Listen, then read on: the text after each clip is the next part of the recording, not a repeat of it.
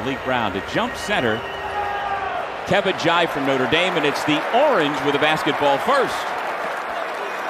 Shows up here this afternoon on Jim Boeheim Day. Kebajai over the left shoulder, and he's got the Irish on the board first. You don't expect a guy of his size to control the game defensively the way he does. Davis to Booth, lines up the three and buries it. They're used to it. Yeah, Fighting Irish spent quite a bit of time here in the building last night getting acclimated. Mintz gets the Orange on the board. The fans inside the JMA Wireless Dome now take a seat. It's been a whirlwind. 10, 11 months since he got the job, and it's not going to slow down for a while. It won't. I asked him earlier, did he have a chance to enjoy it yet? And he says he hadn't, and I don't know if he will, because as soon as the season ends, he's got to get right out to recruiting. Bell hits his first shot of the afternoon. This is a Syracuse team looking for its 18th win of the year, 17-10 overall. Mintz, trying to complete the steal, has the ball, dumps it off Starling. And can the Orange rebound? Burton bounces it inside. And a powerful slam by Kerry Booth. J.J. Starling, he kicked it. Bell, that's not his game, but somehow manages to get it in.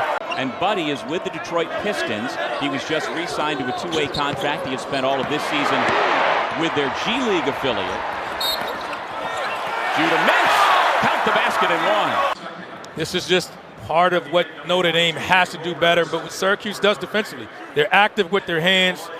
Judah Mintz, as we mentioned in it. The fact that this team is still very much together. They endured a 7-game losing streak earlier in the year. Nice move to the bucket by Malik Brown for his first 2 points. But you know, when a team doesn't win, it can easily fracture, but that clearly has not happened with this Notre Dame team. It has not, but the one thing that they did during that stretch that they're not doing now is communicating. They were talking, communicating a lot. Right now, the noise is bothering them. They seem to be a little bit distracted with everything that's going on, and a lot of dribbling here with the basketball. They're not moving their bodies on the ball. Roper, nonetheless, able to put it in. Shrewsbury's just driving around, taking on sights and stuff that they enjoy seeing. He says he's a big college football fan, so he enjoyed that as well. And Judah Mintz is picking up where he left off, catching a lob back, which is something not many of us could do. Maybe you. No. J.J. Starling, who has been better at hunting his shot. Copeland, give it off. We have seen that combo time and time again this year. Copeland to Brown. They got to help him in the post if he gets posted up. But he's got to stay aggressive. Don't worry about turnovers, just play. Bell puts it up and in. Justin Taylor back into the game for Syracuse. Here's Mintz off the drive from Copeland. Starling from the left wing, left it short.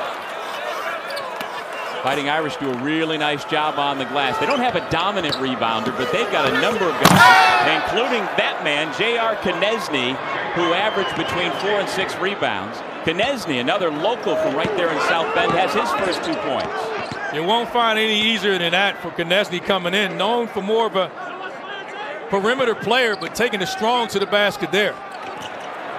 Taylor off the nice feed from Brown.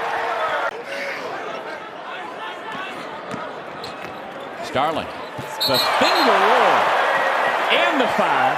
He will be at the free throw line when we come back. We go way back. And we also saw his lovely wife. And so Malik Brown able to take a seat, at least for a moment.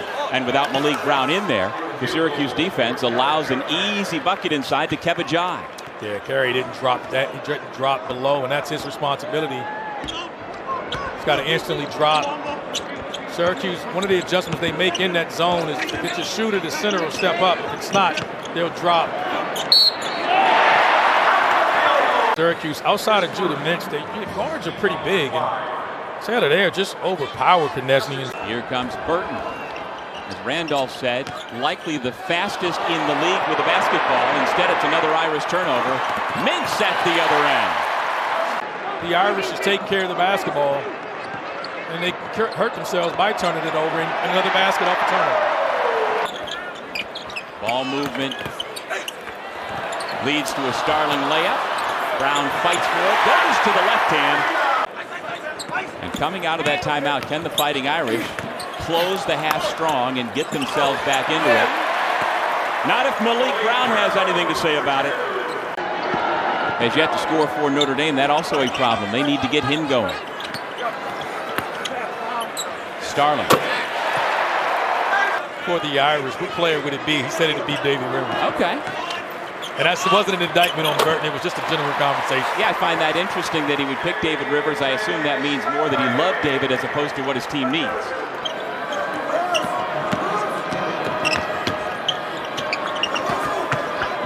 Davis. There you go. Able to get right to the cup. Yeah.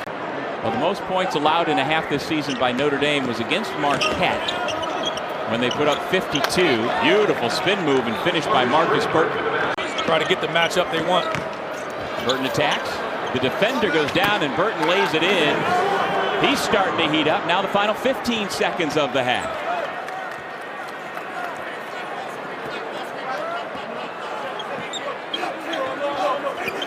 Burton has to be careful here. He has to. 2 seconds. 1. Roper beats the buzzer and banks in a 3. Still active playing defense, and Roper just walks into one. I think he called glass.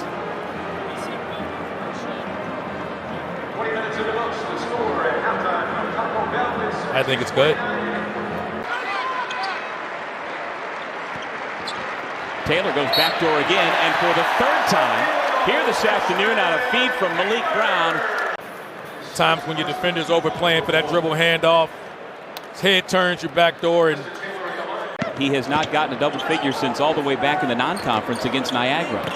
Started off the year really well, double figures in the first couple of games this year, and Perry sitting in the paint, sitting at the free throw line, so that mid-range shot, they're going to concede that.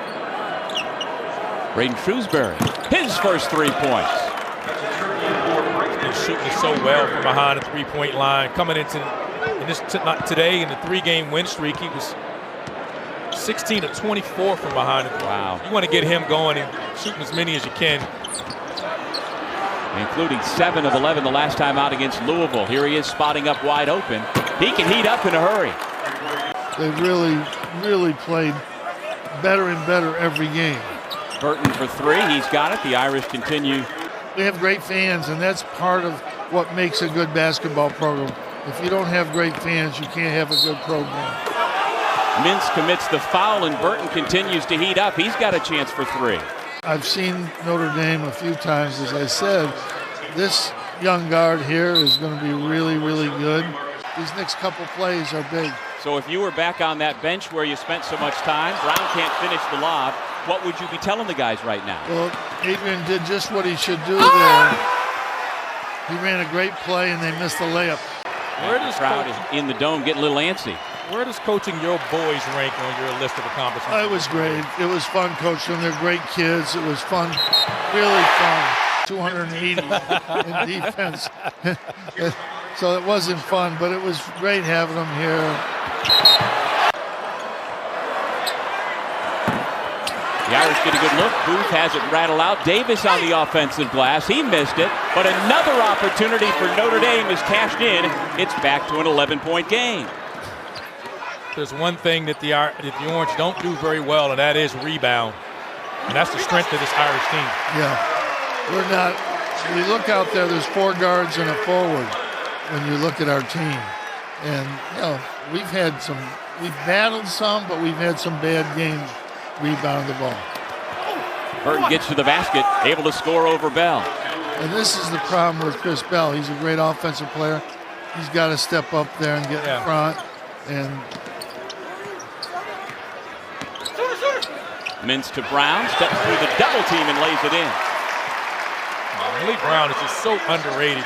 Think about it after the game, 2 or 3 missed layups, and all of a sudden, they're right back in the game. Wow. Markus Burton with a highlight reel move to the basket. Irish back within 11. I know Autry's upset with that because the game plan was to corral him. You can't allow him to come at you with his speed in transition and not have more bodies around the basketball. Well, he's been one of the most impressive freshmen in the league. He is. Bell puts it up and in. The worst of anybody I've ever. They just did everything. I think that team was top 5 on the offensive efficiency and defensive. Yes. Join us here for the last few minutes on Jim Boeheim Day. He's amazing, and I'm glad he took the time to come hang out with us. Wow, Burton up to 21 points and counting. Number 0 in white.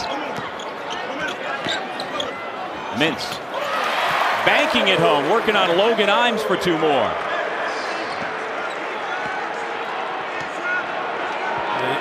Logan Imes is going to need some help.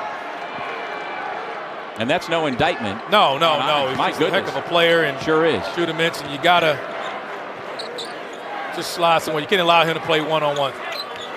With Shrewsbury. Boy, he's got a pretty stroke. Didn't see much contact there, but So now Copeland has the ball in his hands. Scoop, pass, top, layup.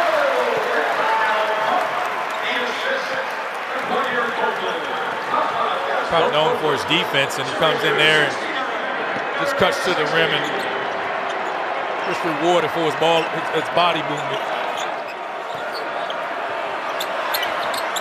Shrewsbury. Doesn't matter if you contest him. If he's lined up and is shot ready, he can make that shot. 6 from distance. Same for Bell on the other side, but Notre Dame is right in this. Got to get back if you're Orange. You don't want to leave Markus Burton here one-on-one. Bell recovers to block the shot. It goes out of bounds. The Irish now are confident. Jai with an easy layup in that zone. Back in at the next stoppage.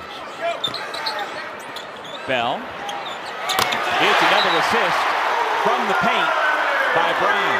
He held the NCAA single game assist record and the all-time career assist record, both since broken. Burton continuing to impose his will. Ball in his hands, and now they're the aggressor attacking the paint. Burton with another chance at an and one. Tough penetrates and lays it in. Kyle Cuff, known for his defense, shows you I can score it a little bit too when I get an opportunity there. Burton again all the way to the basket. They found something in that middle ball screen there. Just getting downhill, little resistance there. The Orange are going to have to switch that or figure out another way to corral the ball. Judah Mintz. Let's see if Burton has an answer. Against this team defensively, even in their 7-game losing streak, no one scored more than 73. J.J. Starling on the move. Teams as a professional, as you went from place to place, you've got to find your way, and you can't just necessarily come in and take over. Booth slams it down. Copeland probing, spinning twice, puts it up and in. Big guards for the Orange. Even Mintz plays bigger than his size, but he's still a 6'4" guard himself, and there's nothing but size out there. They're going to be able to post up.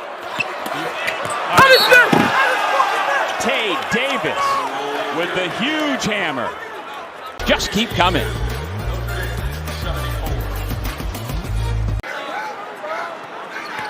Roper and Booth defending out front. Mintz penetrates and rattles it home.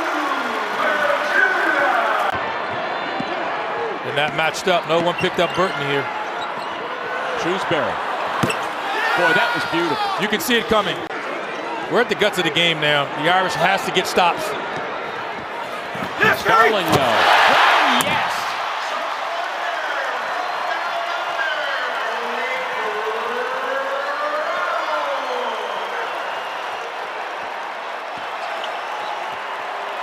Shrewsbury with a hand in his face, and again Copeland is 6'6" long and had his hand right in the grill of the shooter from long range. When you shoot it like this and you get this off so quickly, I mean, that is up and out. And from Burton, I'm just putting my head down and getting to the rim. Here he goes, banking it home. 11.5 on the clock. When they are rolling, they can put points on the board in a hurry. So here's Cuff, 6 of 12 on the year, now 6 of 13. The heave is going to come up short, and the Orange survive